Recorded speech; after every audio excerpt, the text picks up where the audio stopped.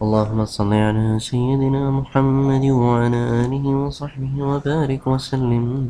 وصلوا عليه وسلموا تسلیما۔ اس حلقے میں ہم اللہ کے رسول صلی اللہ علیہ وآلہ وسلم کی بی بی خدیجہ سے شادی کے بارے میں ڈسکس کریں گے۔ بی بی خدیجہ کا شجرہ نسب ڈسکس کریں گے، شادی کیسے ہوئی، کس نے کروائی، اور شادی سے پہلے ان کی کس کس سے شادی ہوئی، ان کی اولادوں کے نام کیا کیا تھے، وہ مسلمان ہوئے کہ نہیں ہوئے، ان تمام چیزوں پر انشاءاللہ ہم بات کریں گے۔ حضرت خدیجہ کا شجرہ نسب یہ ہے کہ وہ خدیجہ بنت خویلد بن ابن اسد ابن عبد العزہ ابن قصی تھیں، یعنی کہ اللہ کے رسول صلی اللہ علیہ وآلہ وسلم کا شجرہ نسب اور بی بی خدیجۃ الکبریٰ کا شجرہ نسب قصی پہ جا کے ملتا تھا۔ قصی کے دو بچے، ایک عبد مناف جس کی اولاد سے آپ صلی اللہ علیہ وآلہ وسلم تھے، اور قصی کا دوسرا بچہ جس کا نام عبد العزہ تھا، اس کی اولاد سے بی بی خدیجہ تھی۔ تو قصی پہ جا کر آپ دونوں کا شجرہ نسب مل جاتا تھا۔ تو علامہ ابن حجر کہتے ہیں کہ نسب کے لحاظ سے حضرت خدیجہ حضرت کے لیے قریشی عورتوں میں سب سے قریب خاتون ہیں،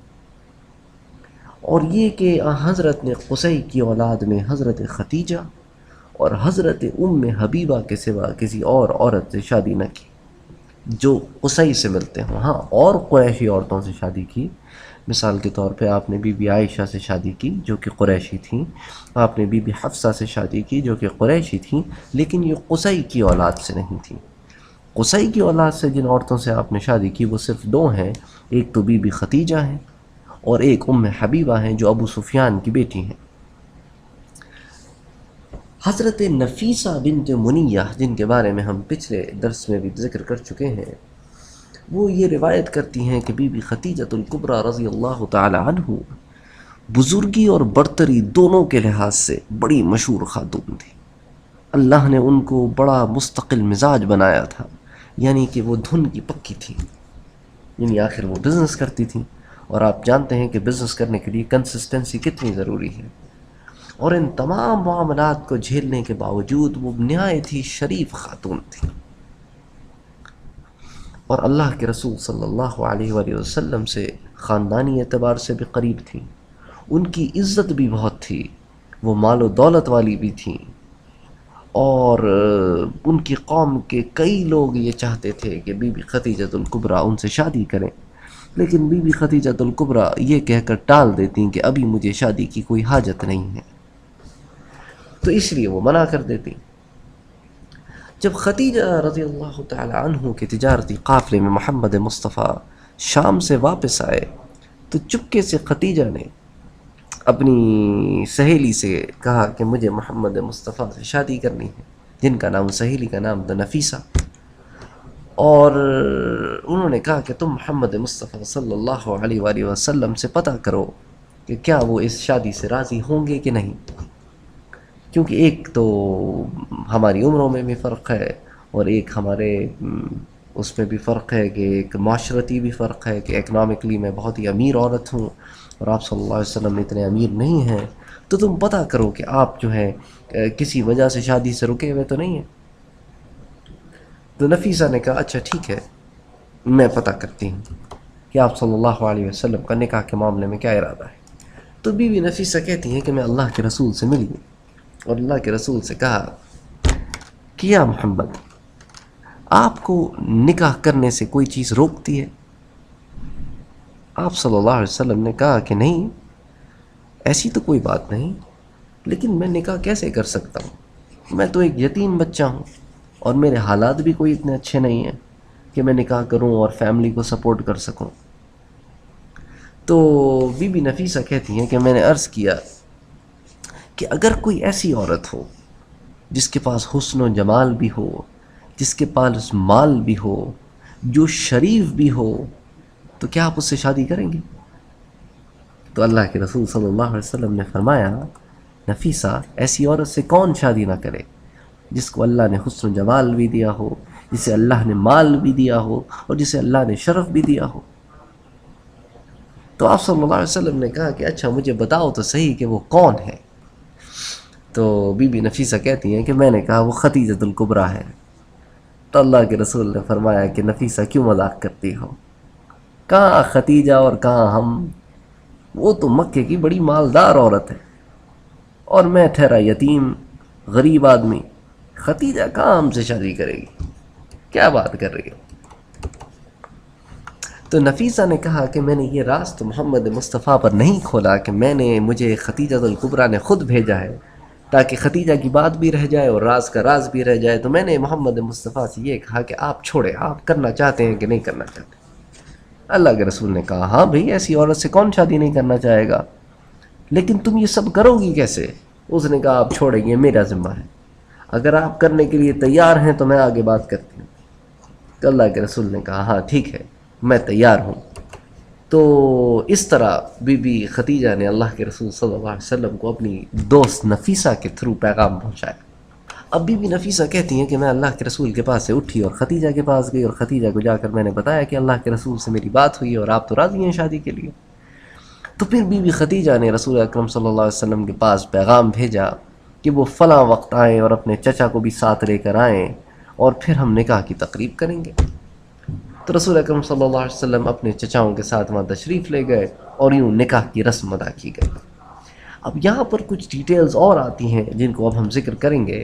تاکہ پھر بات واضح ہو جائے، اور وہ جو غلط روایات کچھ لوگ انکلوڈ کرتے ہیں وہ بھی یہاں پہ شامل کر لیں تاکہ آپ کو پتہ چلے کہ وہ جھوٹ پر مبنی روایات ہیں.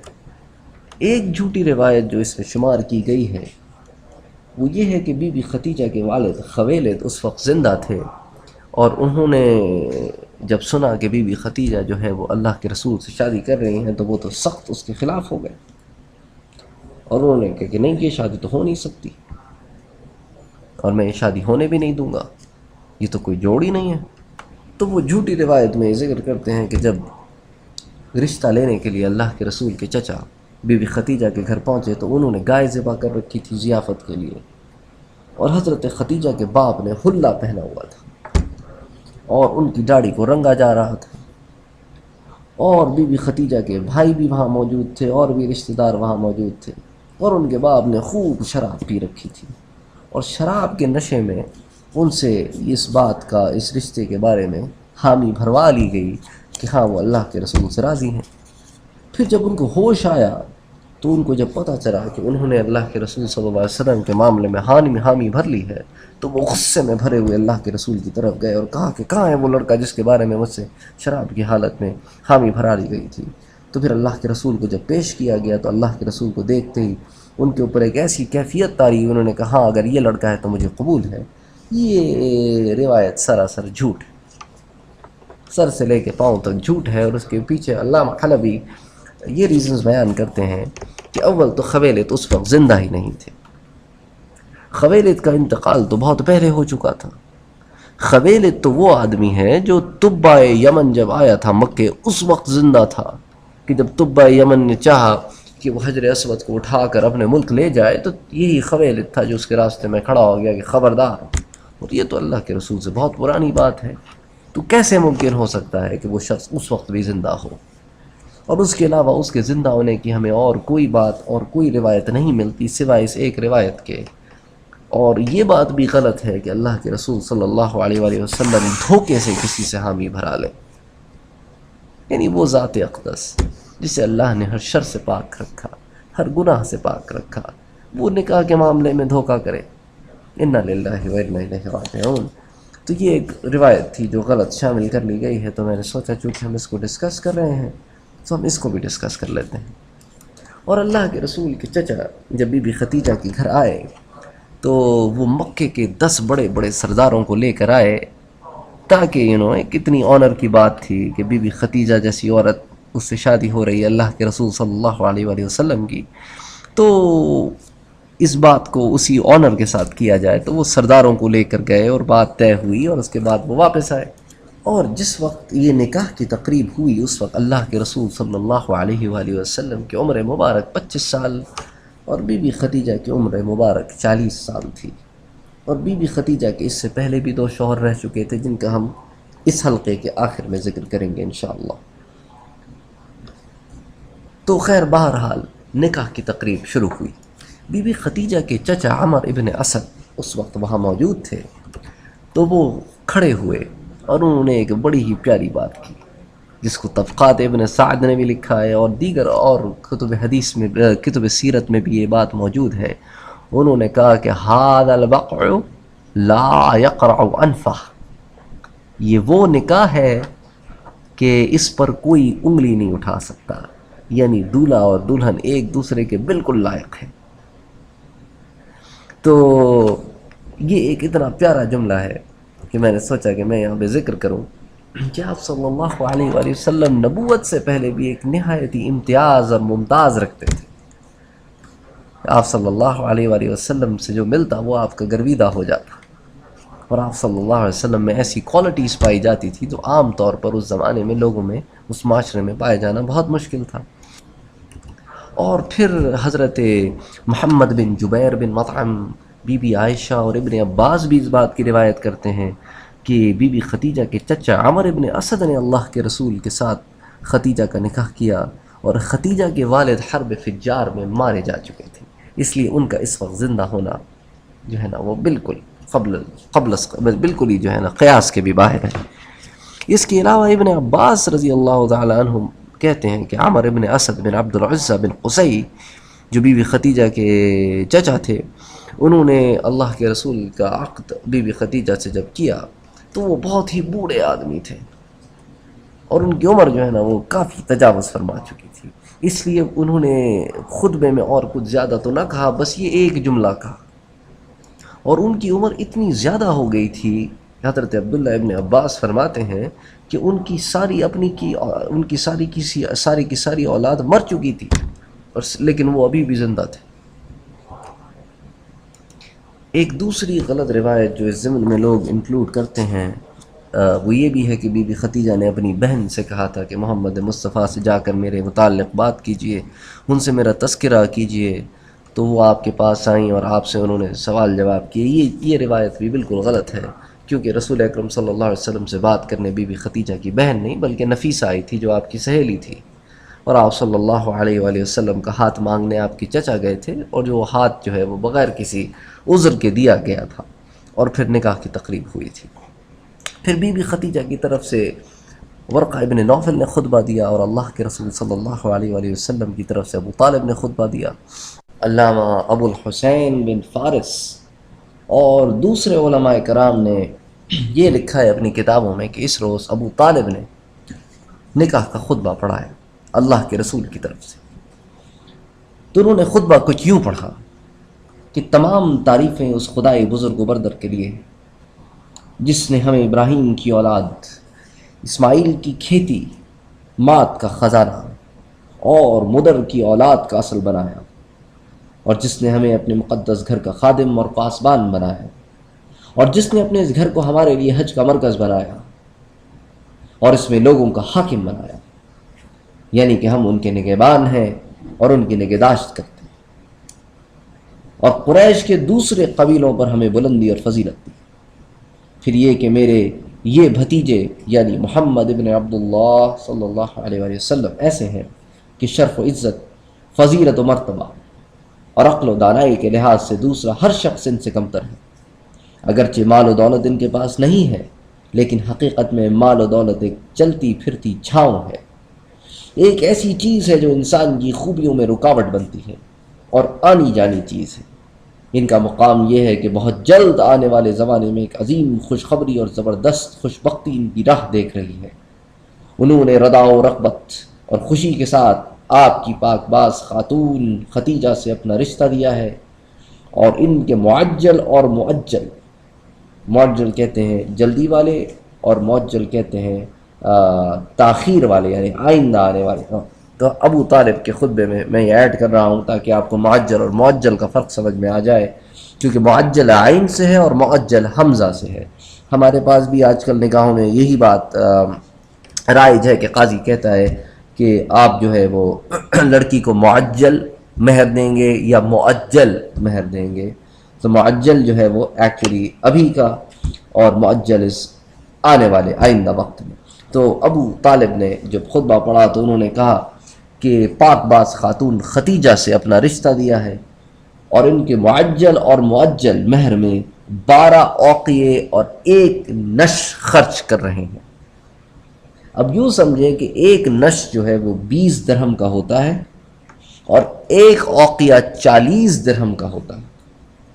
یعنی نش جو ہے وہ آدھے اوقیے کو کہتے ہیں۔ اور اس زمانے میں نش اور اوقیہ دونوں سونے کے ہوا کرتے تھے۔ اور ایک روایت میں یوں بھی ہے کہ آپ صلی اللہ علیہ وآلہ وسلم نے 20 جوان اونٹ مہر میں دیے۔ تو بعض لوگوں کا یہ خیال ہے کہ ہو سکتا ہے کہ 20 جوان اونٹ جو ہے ان کی قیمت اتنی ہی آتی ہو جتنی کہ 12 اوقی اور 1 نش کی ہوتی ہے، تو یا اونٹ دے دیے ہوں یا اس کی مقدار دے دی ہو، یا basically it was one of the other. اب چونکہ 1 اوقیہ 40 درہم کا ہوتا ہے اور آپ نے 12 اوقیے دیے، تو 12 ٹائمز 4 ہو گئے 480، اور اس کے اوپر آپ نے 1 نش دیا جو کہ 20 درہم ہوتے ہیں، تو ٹوٹل ہو گئے 500 درہم۔ تو بعض علماء کا خیال ہے کہ یا تو آپ نے 500 درہم دے دیے ہوں گے، یا 500 درہم کی مالیت کے اونٹ دے دیے ہوں گے۔ اس زمانے میں ہو سکتا ہے 20 اونٹ آتے ہوں اچھے قسم کے 500 درہم میں، یا آپ نے 12 اوقی اور 1 نش سونا دیا ہو۔ بہرحال جو بھی ہو، that was what Prophet Muhammad صلی اللہ علیہ وآلہ وسلم gave as a مہر۔ اور جہاں تک اس بات کا تعلق ہے کہ حضرت علی نے حضرت کا مہر کیا ہے، تو یہ سراسر جھوٹ ہے۔ حضرت علی تو پیدا ہی اللہ کے رسول کے نکاح کے 5 سال کے بعد ہوئے، تو جو بعد میں نکاح کے بعد پیدا ہو وہ پہلے مہر کیسے دے دے؟ یعنی لوگ عقل نہیں استعمال کرتے جب اس قسم کی غلط روایتیں بیان کرتے ہیں۔ جب ابو طالب اپنا خطبہ پڑھ چکے تو ورقہ ابن نوفل کھڑے ہوئے، اور یہ حضرت ختیجہ کے چچا زاد بھائی تھے اور عمر میں ان سے بہت بڑے بھی تھے۔ تو انہوں نے خطبہ پڑھنا شروع کیا۔ انہوں نے کہا کہ سب تعریفیں اللہ کے لیے جس نے ہمیں بنایا، جیسا کہ آپ نے بیان کیا، یعنی آپ سے مراد ابو طالب ہیں، اور ہمیں وہ فضیلتیں دیں جو آپ نے گنوائیں۔ چنانچہ ہم عرب کے سردار اور رہنما ہیں، ہم عرب کے سردار اور رہنما ہیں، اور آپ ان سب فضیلتوں کے اہل اور لائق ہیں۔ عرب نہ آپ کی بڑائی سے انکار کر سکتے ہیں اور نہ آپ کی عزت و عظمت سے انکار کر سکتے ہیں۔ ہم بھی آپ کے شرف اور مرتبے سے علاقہ قائم کرنا پسند کرتے ہیں، یعنی آپ سے رشتہ، آپ کے ساتھ رشتہ داری کرنا ہم بھی پسند کرتے ہیں۔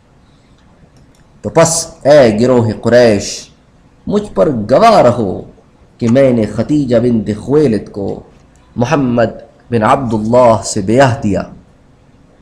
اچھا، یہ وہ موقع تھا کہ ابو طالب ذرا مطمئن نہیں ہوئے، کیونکہ ورقہ کچھ ہو کزن ہے،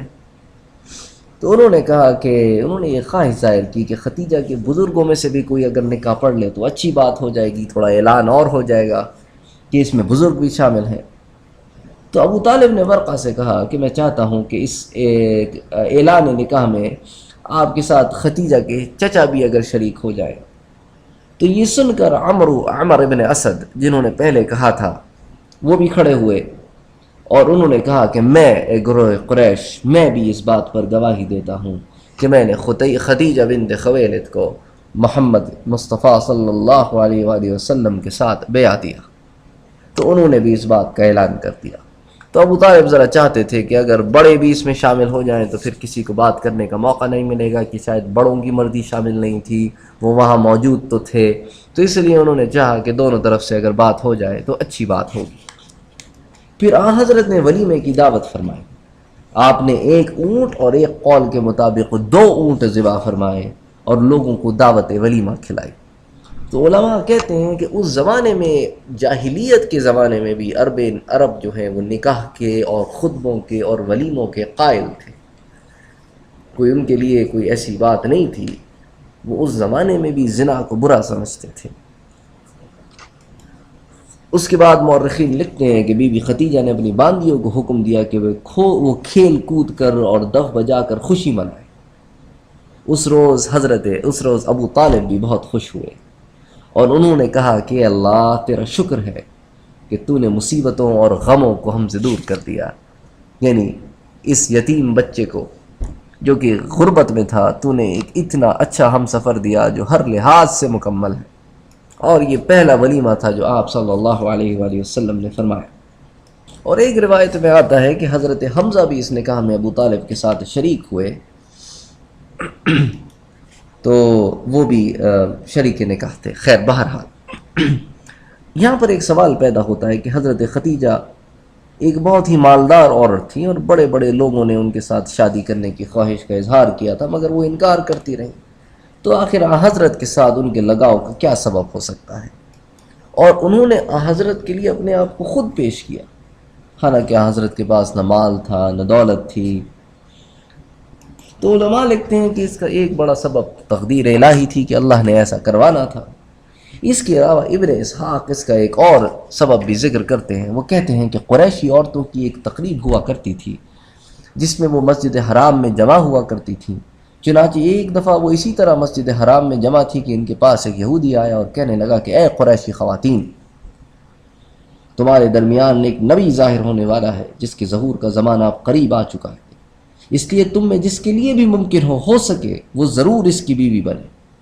عورتوں نے یہ بات سنی تو ان کو بہت غصہ آیا اور انہوں نے پکڑ کے نا اس کی پٹائی کرنی شروع کر دی، اس کو پتھر مارے، جوتے مارے، جو ہاتھ میں آیا مارا۔ لیکن بی بی خدیجہ کہتی ہے میرے ذہن میں یہ بات اٹک گئی تھی اور میرے دل میں یہ بات بیٹھ گئی تھی۔ چنانچہ اس کے بعد جب انہوں نے حضرت کو شام کے سفر پر بھیجا اور میسرہ نے وہ تمام نشانیاں بتلائیں کہ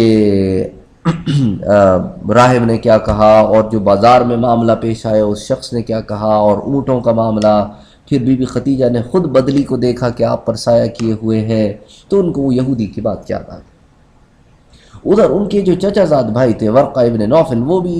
اسی طرف اشارہ کیا کرتے تھے کہ القریب ایک زمانہ آنے والا ہے جس میں ایک نبی پیدا ہوگا، کیونکہ وہ عیسائی ہو چکے تھے، جیسا کہ ہم پہلے ذکر کر چکے ہیں۔ وہ ان 4 لوگوں میں سے تھے جنہوں نے بت پرستی چھوڑ کر کسی اور دین کی طرف مائل ہوئے، تو انہوں نے سوچا گو نہ ہو کچھ ہو نہ ہو، یہ شرف اگر میرے حصے میں آ جائے کہ اس نبی کی میں بیوی بن جاؤں۔ اور پھر علماء نے اپنی سیرت کی کتابوں میں یہ بھی لکھا ہے کہ بی بی خدیجہ سے حضرت کی شادی ملک شام سے واپس آنے کے فوراً بعد نہیں بلکہ 2 مہینے اور 15 دن بعد ہوئی، یعنی سمجھ لیں 2.5 ماہ کے بعد۔ اب جیسا کہ میں نے آپ سے پہلے ذکر کیا تھا کہ بی بی خدیجہ کی پچھلی شادیوں کا بھی میں آپ سے ذکر کروں گا، تو حضرت سے پہلے بی بی خدیجہ کی 2 شادیاں ہو چکی تھیں۔ ان میں سے پہلا شخص تھا عتیق ابن عائد، اور ایک روایت کے مطابق عتیق ابن عائذ۔ اس سے حضرت خدیجہ کے ہاں ایک لڑکی پیدا ہوئی جس کا نام ہندہ تھا۔ یہ ہندہ محمد ابن سیفی مخزومی کی ماں تھی۔ دوسرا شخص جس سے بی بی خدیجہ کی شادی ہوئی، وہ آپ کی جو دوسری شادی تھی، وہ ہوئی ابو حالہ سے، جو اس کا لقب تھا اور اس کا نام بھی ہند تھا۔ اس سے حضرت خدیجہ کے یہاں ایک لڑکی پیدا ہوئی جس کا نام انہوں نے حالہ رکھا، اور اسی وجہ سے اس شخص کو ابو حالہ کہتے تھے۔ اور اس سے ایک لڑکا بھی پیدا ہوا جس کا نام انہوں نے ہند رکھا، یعنی باپ کے نام پر ہی بیٹے کا نام، تو اس کو ہند ابن ہند کہتے تھے۔ تو ہند ابن ہند یہ مسلمان ہوئے اور یہ کہا کرتے تھے کہ میں اپنے باپ، ماں، بھائی اور بہن کے لحاظ سے سب سے زیادہ معزز اور شریف انسان ہوں، یعنی باپ سے مراد ان کی آپ صلی اللہ علیہ وسلم ہیں، کیونکہ سوتیلے باپ ہوئے۔ تو وہ کہہ رہے تھے، پھر انہوں نے فرمایا کہ میرے والد رسول اللہ ہیں، اس لیے کہ حضرت نے اس کی والدہ حضرت خدیجہ سے شادی کر لی تھی۔ میری والدہ خدیجہ ہیں جو پہلی ام المومنین ہے، یعنی مسلمانوں کی ماں ہے۔ میرے بھائی قاسم ہے، یعنی رسول اللہ کے صاحبزادے جو بی بی خدیجہ سے پیدا ہوئے، اور میری بہن فاطمہ ہے جو جنت کی عورتوں کی سردار ہوگی۔ یہ ہند ابن ہند حضرت علی کرم اللہ وجہہ کے ساتھ جنگ جمل میں شریک ہوئے اور شہید ہو گئے، مگر علامہ سہیلی نے لکھا ہے کہ نہیں، یہ تعاون میں مرے۔ بہرحال اللہ نے اسلام نصیب کیا اور اللہ نے ان کی اولاد کو اسلام نصیب کیا۔ یہ سب سے اچھی بات ہوئی